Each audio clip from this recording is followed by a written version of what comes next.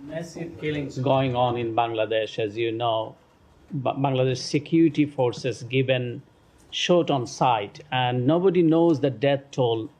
Internet shutdowns for 50 days today, and its death toll crosses hundreds. And government is using their Supreme Court, Supreme Court, to control the voices of the students.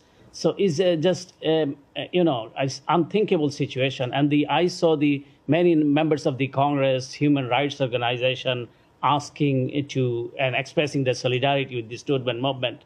Nobel laureate Professor Muhammad Yunus urged the world leaders, including US and United Nations, to act promptly to rescue the Bangladeshi people and the democratic rights. So what is your comment on this? So we are closely following developments in Bangladesh. We continue to call for calm and de-escalation.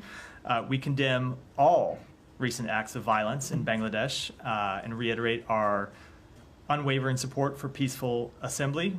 In addition, we remain deeply concerned by reports of ongoing telecommunications disruptions across the country, which limit the ability of people in Bangladesh, including American citizens, to access critical information. We call on the government to restore internet service. We condemn the reported shoot-on-sight orders that have been given and call for those to be rescinded. And of course, I would just as a final thought with respect to the situation, reiterate that media freedom is an essential building block of a thriving democracy. It is essential that journalists in Bangladesh, as is true everywhere in the world, be able to function freely.